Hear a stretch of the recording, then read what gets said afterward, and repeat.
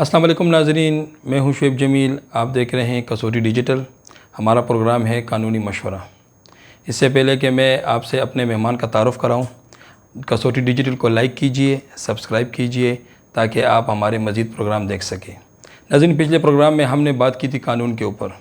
आज हमारा मौजू है जराइम में ज़्यादती और सज़ाओं में कमी।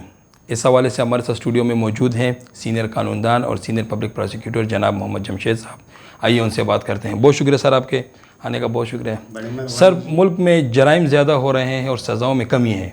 लोग कहते हैं कि इस्तिग़ासा की कमज़ोर गवाहों और सबूतों की बिना पर ये काम होते हैं। इस पर ज़रा रोशनी डालिए कि सर सज़ाओं में कमी क्यों है और जराइम में ज़्यादती क्यों है।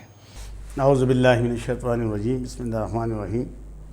एक बार फिर मैं कसौटी डिजिटल का शुक्रिया अदा करता हूँ कि इसी मौजू पर दोबारा मुझे मौका दिया है कि मैं इस पर कुछ बात करूं।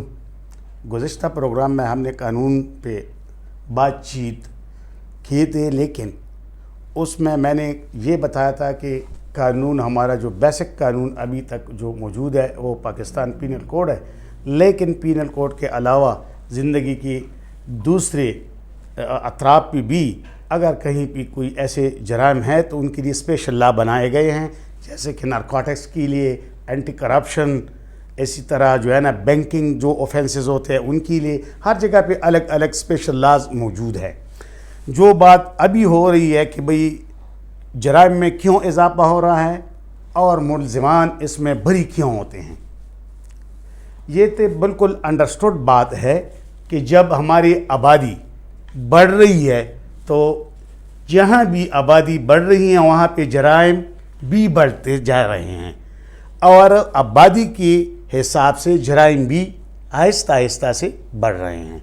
लेकिन मुलज़िमान बरी होने का जो सबब है असल में इसमें ये है कि अगर मिसाल के तौर पे हम एक मर्डर केस को लेते हैं, मर्डर केस हम लेते हैं तो मर्डर केस में ये होता है कि जिसने मर्डर किया हो वो तो मुजरिम है, लेकिन मुस्तगीस अब उस मुजरिम को अकेला चार्ज नहीं करता। वो ये देखते हैं कि इन ख़ानदान के लिए माली मुआयनत या उनके लिए आमदनी का जो ज़रिया है उसी को क्यों नामज़द ना करें ताकि उनकी आमदनी का भी ज़रिया रुक जाए। तीसरी बात, उस ख़ानदान में अगर कोई भाग दौड़ वाला शख्स हो तो वो कहते हैं कि क्यों ना उनको भी नामज़द करें ताकि उनके लिए वो भाग दौड़ ना करें। अब हम देखते हैं मर्डर हुआ है, वहाँ से 30 बोर के 2 कारतूस बरामद हुए हैं या 3 कारतूस। एफएसएल जाते हैं, एफएसएल कहते हैं कि ये एक ही वेपन से हुआ है। इसी तरह जब मेडिकल रिपोर्ट आते हैं तो उनमें भी इंजरी मल्टीपल इंजरीज नहीं होते हैं। तो इसी वजह से फिर मुलजिम को जो है ना उसको शक का पैदा दिया जाता है और हमारे यहाँ कानून में ये तस्वर है कि मुलजिम उस वक्त तक मुजरिम नहीं है जब तक उसके ख़िलाफ़ जुर्म साबित ना हो जाए। दूसरा जो मशहूर मक़ूला है लॉ में कि accused is the favourite child of law, अगर थोड़ी सी भी वहाँ पे ऐसी कोई डाउट क्रिएट हो जाए तो उनका फ़ायदा मुलजिम को चला जाता है। तो ये हम इस चैनल के तवस्सुस से नाज़रीन को भी बताते हैं कि खुदारा आप बेगुनाह लोगों को चार्ज ना करें और जिसने जुर्म किया हो उसी पे दावेदारी करें। तो अल्लाह के करम से मैं ये पुख्ता मेरा ईमान है कि इंशाअल्लाह उस मुलजिम को सज़ा ज़रूर मिलेगी। लेकिन ये सिर्फ ये नहीं है कि बस ये शहादत कमज़ोर था, ये था।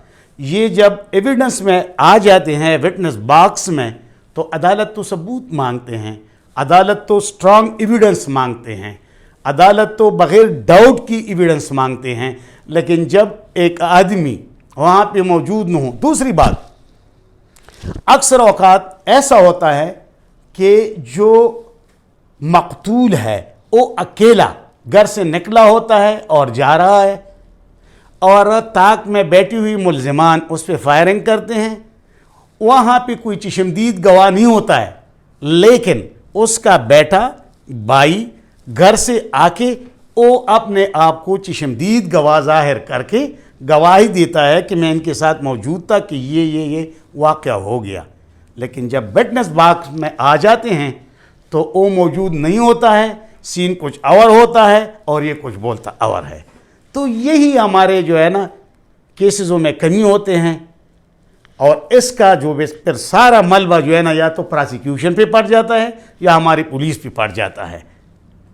तो यही बेसिक वजह है कि मुलजिम बरी हो जाता है, और क्राइम की जो इजीदगी हैं ये आबादी के साथ साथ जितना आबादी हमारा ज़्यादा होती चली जा रही है, क्राइम भी ज़्यादा हो।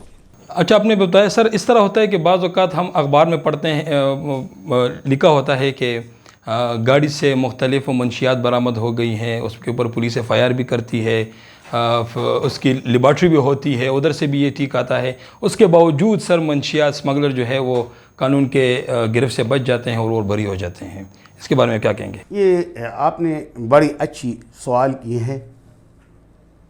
असल हमारे यहाँ जो है अभी तो एक तो ये है कि हमारे यहाँ बात ये है कि कोई इंडिपेंडेंट एविडेंस हमारे पास नहीं आ जाता है। रास्ते पे सारे लोग चल जाते हैं और देखते हैं कि भाई ऑफेंस हो गया, तमाशी के लिए आते हैं, लेकिन गवाह बन जाने के लिए कोई तैयार नहीं होता। पुलिस होता है और पुलिस पर गवाह भी होता है, रिकवरी भी पुलिस करता है, गवाह भी वो होता है।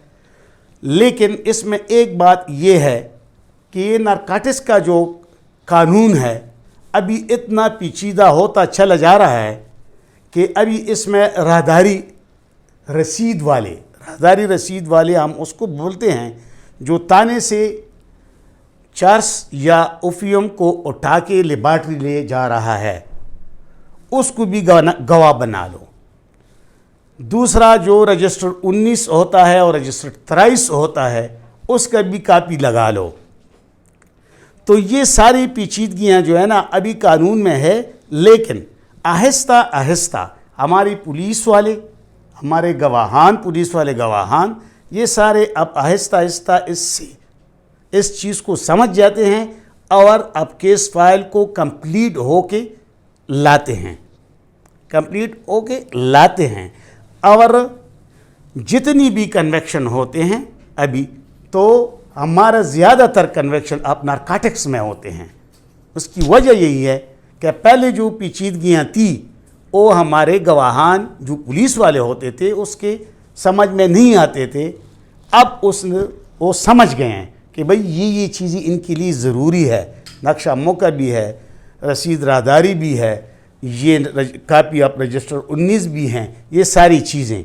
तो अभी वो पुराना वाला सिस्टम ख़त्म हो गया है और अभी हमारा कन्वेक्शन का रेशो दीगर जराइम के अलावा ये मंशियात के केसेसों में बहुत ज़्यादा होती है। बहुत शुक्रिया सर। नाज़रीन, ये था आज का हमारा प्रोग्राम। उम्मीद है आपको हमारा प्रोग्राम अच्छा लगा होगा। अगले प्रोग्राम के लिए दीजिएगा इजाज़त। अल्लाह हाफ़िज़।